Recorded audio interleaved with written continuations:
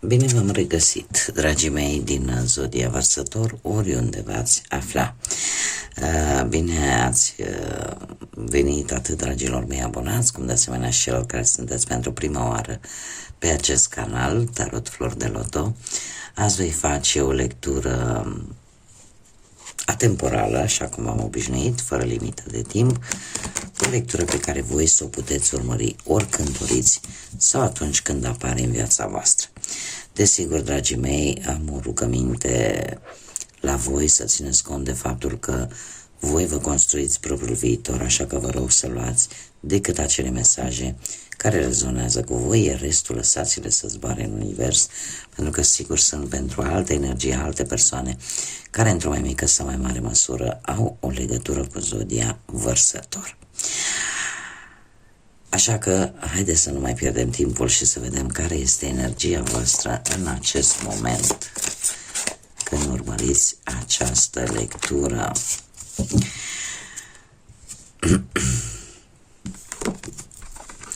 Și avem numărul 19. Este un nume, cred că este pe undeva din insulele Hawaii, Maui, pentru că avem un Aloha vindecător. Și o avem pe Amara Lamenahune. Este probabil un personaj care are o anumită importanță probabil în acea zonă insulară, dar haideți să începem prima dată cu numărul 19. Numărul 19 care prin reducere ne va da un 10. Se pare că voi aveți o energie puternică de transformare, sunteți în situația în care manifestați cu mai multă forță ceea ce voi vă doriți. Poate unii dintre voi ați reușit în sfârșit să vă vindecați sufletele, să vindecați poate anumite răni, să vindecați poate anumite situații din viața voastră, cum de asemenea eu aș mai spune că faceți noi planuri sau poate anumite dorințe încep cumva să se îndeplinească. Unii dintre voi poate chiar concluzionați o anumită etapă, un anumit capitol din viața voastră și în felul ăsta vă pregătiți pentru noi începuturi. Cumva aș spune că numărul 10 este foarte asemănător cu numărul 1, doar că vorbim de un nivel un pic mai înalt. Și în ceea ce privește această carte, eu trebuie să vă spun că unii dintre voi ar trebui poate să consume sau simt poate nevoia ca în această perioadă să consume poate, nu știu, fructe de mare, da, în ceea ce mai mult produse, ca să zic așa, provenite din apă și în special cele marine.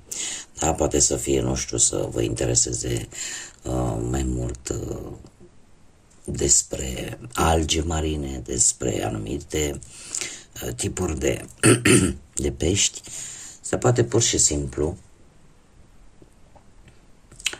simțiți nevoia să mergeți în zone unde există soare, unde există apă.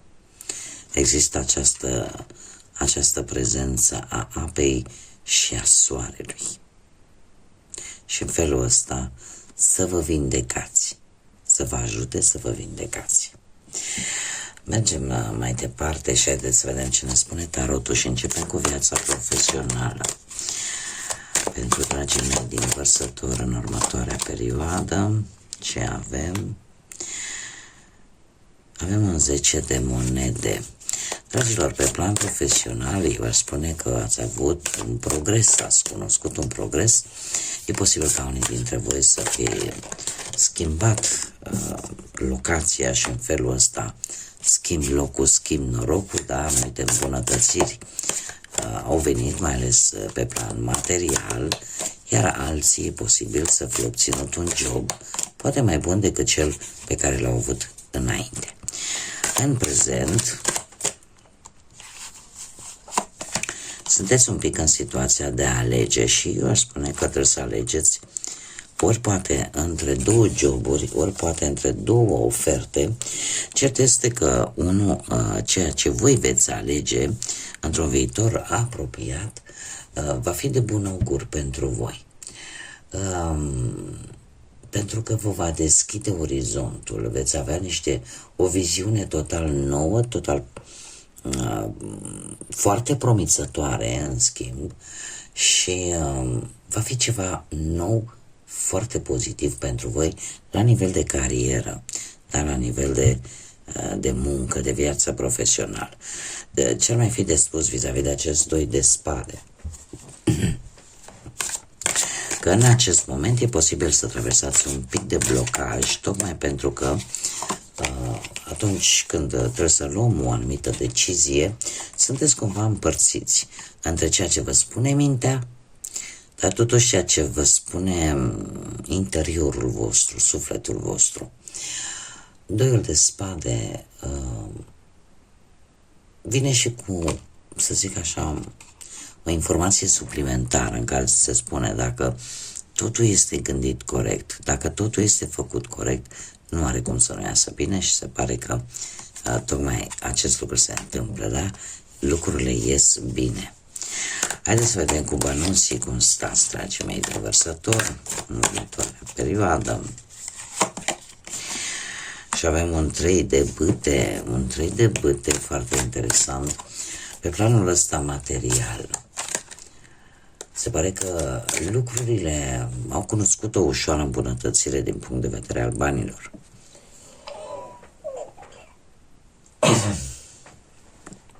O ușoară îmbunătățire și eu aș spune că ați obținut ceva bănuți, poate dintr-o călătorie sau în urma unui studiu sau pur și simplu în urma efortului pe care l-ai făcut ca să îmbunătățești un pic situația materială. În prezent avem un 7 de cupe, dragilor. Trebuie să fiți destul de atenți. Să nu vă îmbătați cu apă rece în ceea ce privește banii. De ce? Pentru că cel puțin în acest moment nu e chiar tocmai un moment foarte bun să investiți în ceva anume. E posibil ca anumite oferte să fie un pic înșelătoare și chiar false. Da? Și asta să vă îngreuneze foarte tare, mai ales pe plan financiar, cu acest 10 de bâte. O să, în funcție de deciziile pe care voi le veți lua acum, când vedeți această lectură, se pare că, pentru că de multe ori vă spun, energiile se pot schimba în funcție de deciziile pe care noi le luăm. Da? Așa că mare grijă, pentru că nu cred că vreți să fiți îmbătați cu apă rece, pentru că viitorul apropiat cu acest 10 de bâte îmi spune că e posibil să apară o anumită presiune pe finanțe, da? Niște datorii de achitat sau poate anumite cheltuieli care vor cere foarte mult echilibru și mai multă organizare. Dar nu luați lucrurile chiar așa, fără să le gândiți. Pe plan amoros, sentimental, pentru cei care sunteți într-o relație, avem un 4 de monede. Ia să vedem. Zodia Rac, nu știu dacă vă spune ceva, dar acest 4 de monede mie îmi spune că ați fost destul de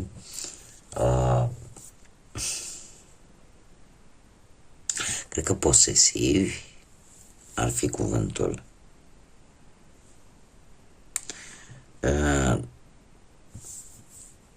Nu știu, aș mai zice că o situație, a existat în relație o situație de atașament foarte anxios față de perechea ta, sau poate perechea ta față de tine.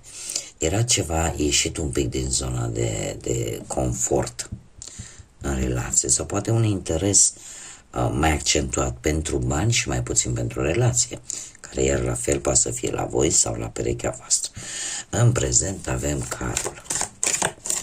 Cum am mai spus, semnul racului și aici avem moartea cu semnul scorpionului, de zodii de apă implicate în relație pentru unii dintre voi.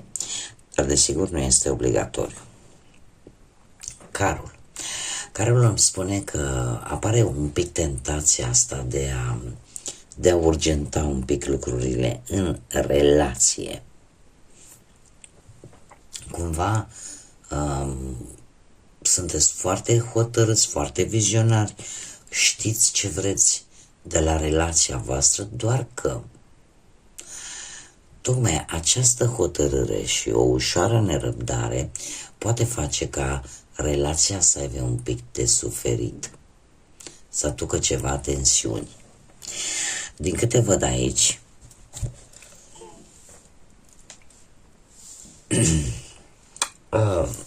apare o transformare, apar schimbări, dragilor, în relația voastră și aici trebuie să vă dau două variante.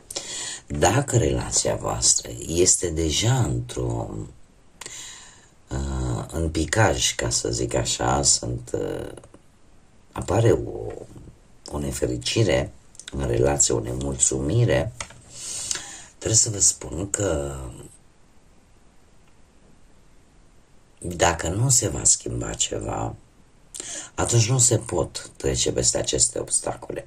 E nevoie de o schimbare drastică în relația voastră, poate în modul în care comunicați, poate în modul în care vă purtați, poate depinde de la caz la caz. Cert este că mie mi-apare o transformare. Apar sfârșituri și începuturi. Se pare că o mutare importantă va avea loc în viața voastră care va schimba cumva relația la 180 de grade. Dar asta, desigur, depinde de voi. Și am văzut chiar din energie, având 10, da?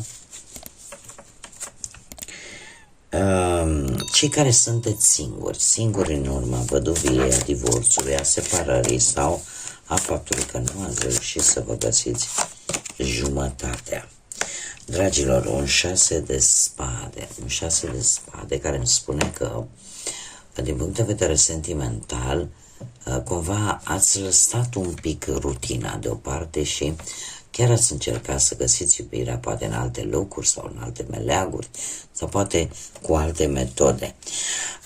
În prezent avem un 8 de cupe.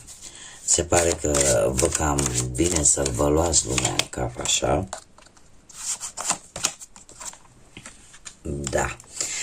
Și să lăsați poate anumite principii, poate anumite gânduri.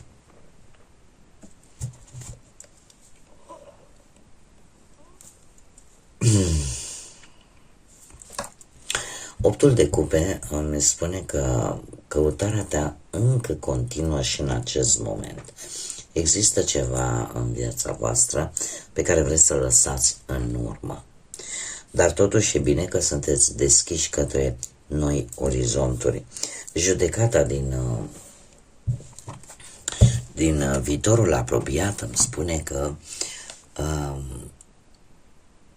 unii dintre voi e posibil să încerce să reînnoade o relație cu vreun fost sau cu vreo fostă, cu o persoană din trecutul vostru. Și e posibil chiar să apară vechi iubiri în viața voastră. Așa că, dragilor, mare atenție!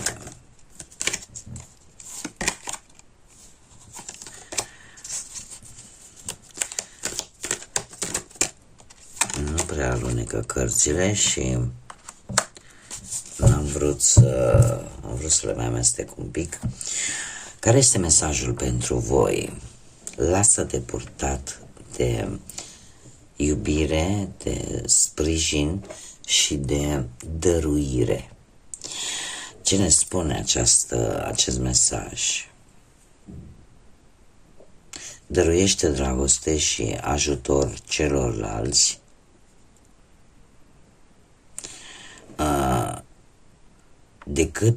deci mai bine faci acest lucru decât să încerci ca de fiecare dată să faci totul decât tu însuți. E ca și cum este un îndemn de a te lăsa ajutat, de a te lăsa sprijinit, iubit în același timp. Pentru că sunt lucruri pe care cât de mult, oricât de mult ți-ai dori, nu le poți face de unul singur sau de una singură.